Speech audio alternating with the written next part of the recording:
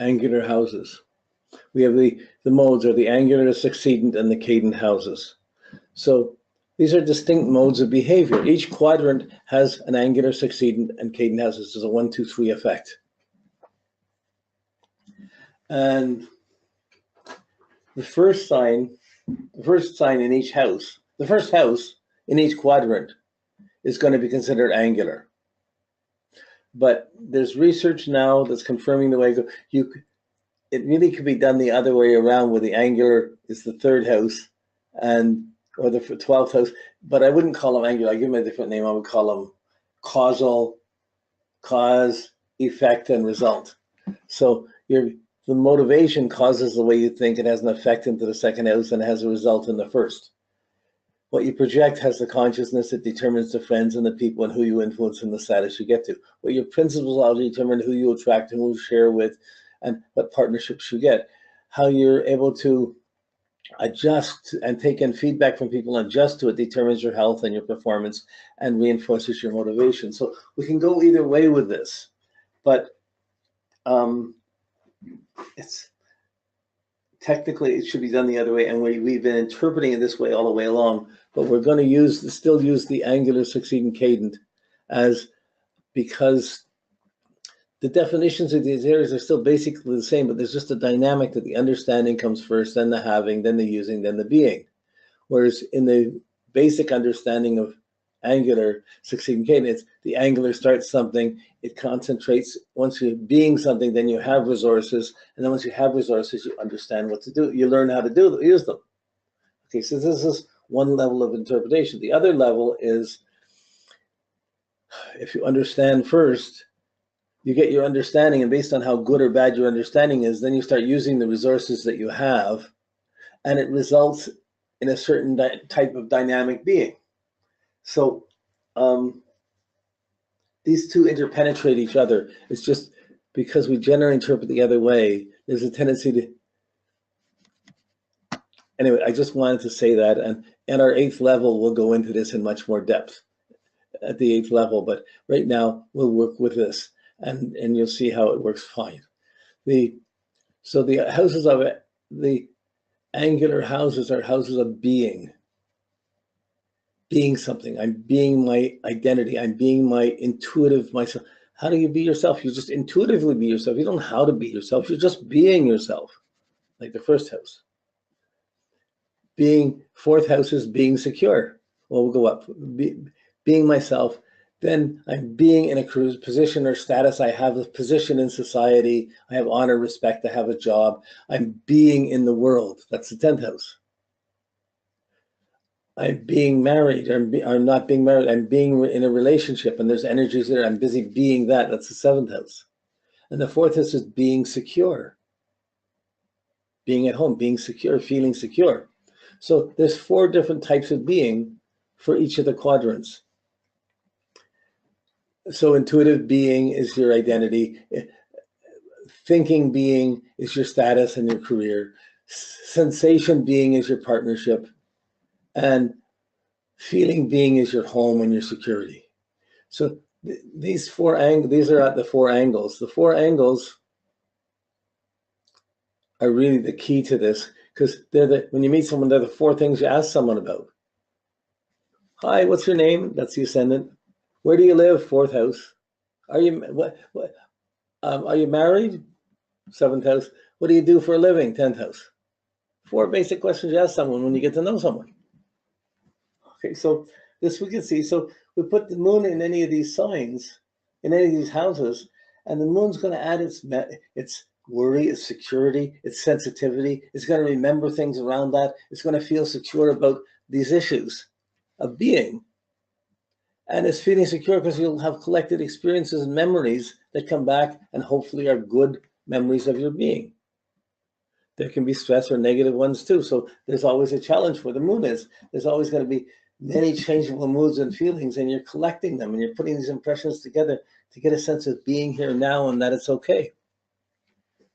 So when the moon's in an angular house, you're trying to push to be something.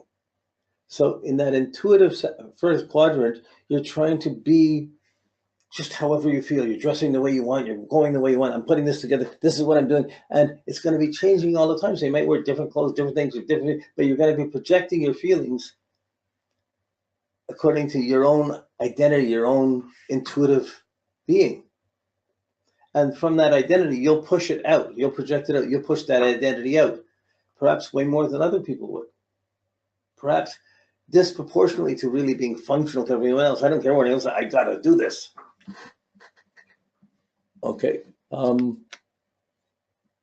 Now, so that's a first house, but the moon there is going to fluctuate the sense of identity and the being.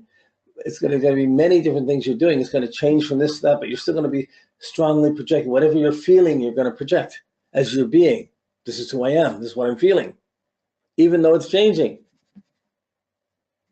Okay, now this gets complicated by if it's in a cardinal sign, or if say it's in Capricorn as opposed to something that might be Gemini and all over the place. And the moon picks up its sign and takes up its attitudes hugely, and then it throws itself into the affairs. So later on, when we pull the signs and the houses together, it really gives an awful lot of information. So right now, we're not pulling in the signs. We're just looking at the moon in the houses to see, as you're doing this, you're connecting to it. You're making the theory of astrology real, and you're observing it to confirm it, so it becomes your own language. And you know it works, so then you can talk in your own words about it. So with anger, it's dynamic being, trying to be myself. In the 10th house, you project, it's the projecting side, you're projecting your thinking, you're projecting your thoughts, your ideas, your needs, your feelings, and you feel driven to accomplish something out in the world. I got to have home, I got to pay their own rent, I've got to be the boss, I got to do this, I'm going to build up a restaurant. The nurturing can be tied into it, but it's not just that. You're being secure in the moment based on the memories you have of every time you've tried to accomplish something, every time you get honor or respect from your dad or your mom. Like it ties into a whole bunch of things and ways of remembering things. But there's a need to do something out in the world, or to affect other people by how you live. That's the moon in the 10th. And you push for it. So I got to live here. I got to live in a certain community. I got to live out there.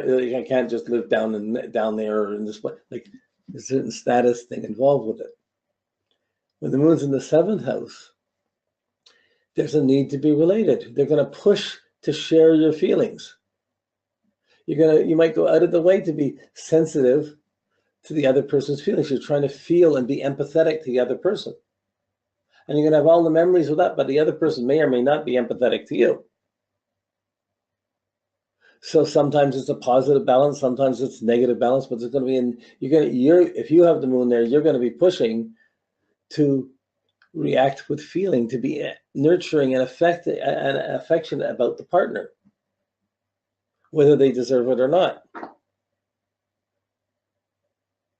And that can build up to all the different types of relationships. When you have the moon there, there's changeable relationships.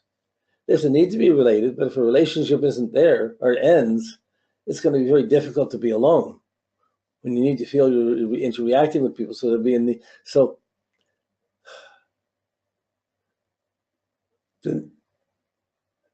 there's a need to feel connected to other people, or at least to one person. And again, the quality, how well you do this, the quality with how you live with that other person, or who you attract, or what you accept, or who's paying for what, is it sharing, is it not? These are all factors that would come up to affect your memories and your sense of security by the moon being in that 7th house. When the moon is in the 7th house and Jupiter aligns with Mars and peaceful God, anyways, the song, that it's tied up to the need for relationships. It's not really the age of Aquarius. Okay, so when you have the 4th house is being secure. Feeling is a feeling quadrant. It's down low. It's about your security to yourself. You've taken all these impressions in the day. You burned out. You had a difficult day. You're tired. You just want to watch a bit of TV, relax, get into your own mood or your own thing, and then go to bed. So if the feelings were good, you go to sleep. You have good dreams, and you get home. You're happy to be home. It's nice to be there. It's empowering to feel secure. And here there's a need to feel secure more than there is an outstanding need to be relating or be in position or status. I got to be secure. If I'm not secure at that job, why would I go out there? I just stay at home. I'll just feel. But again, because the moon's changing, there's all kinds of memories one would collect as one's trying to be, that's pushing to, it's pushing to be secure, but that pushing, that angular house is setting, it's pushing, I'm pushing my reaction. I'm reacting and I'm pushing it. I'm empowering the reaction of how I'm feeling about you, about everything. So in that you're empowering that, there's a need to be secure. There's a need to respond personally with feeling, to take it in, and you're going to have all the memories of when you responded positively, when you responded negatively, when you got good feedback back, and it's going to deeply affect your motivation. So many writers, teachers, yogis, mystics that have gone into caves and they would have stuff down low like this. It's not the way of the outside. It's more, the outside is the job needs this. Everybody's supposed to line work like this. We do this, it'll work fine. You know, but we take everything, we have these two sides in our nature. They go on anyways. These are the dynamic halves. So when the moon's in an angular house, you're pushing to be like that. You're pushing your needs to be an identity, to be secure, to be in a partnership, to be in a status. You're pushing for authority. You have a pushing, but you're not pushing you're pushing with feelings. You're pushing with instincts. You get your behavior, you get your habits lined up to align to make those things happen.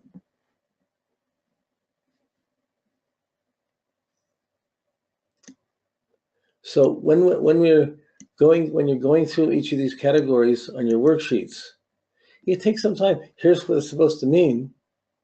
How does that happen in my life? And when you're trying to say, how does it affect my moods or my feelings? How are my moods pushing in this way? How do my needs, how are my habits are there? What memories I have? And as you're doing that against the background of your actual experience, it'll connect, you'll see it. But there's kind of a mystery to it. So you can't just say, oh, it's this. You have to take the time to get into the feelings, to understand the feelings or the needs. You have to get closer to understand it. Now, when the moon is in the succeeding houses, these are houses of having, of consolidating, of concretizing the energy.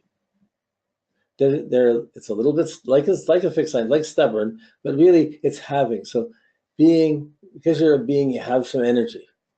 You have things at your disposal.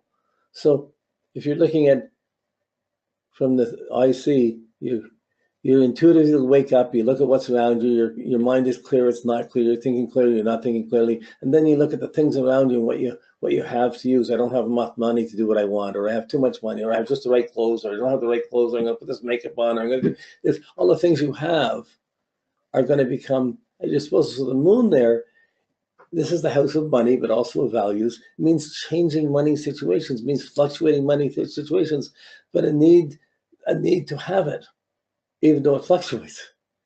So you're projecting your intuitions with a need to express your values, to use your resources. If you have money, you're going to use it. You're going to spend on your impulses according to what you feel, what you're intuitively sensing that you need. I need to have this, so I got to get this. Okay. If it goes up into the 11th house, it's the thinking quadrant of conscious friendships, honor. It's really about having friends and having support, having peer pressure, having connections too. So you get memory of the friends you have, of where you fit in and where you belong, and negatively where the gangs or the bullies have been, where you don't fit in. But there's a need to feel secure around friends, and that's so sometimes it'll be positive, sometimes it'll wane, and the moon will wane, and it'll be negative experiences. You're feeling good, you're putting it out to everybody. Not everybody's a feeling processor.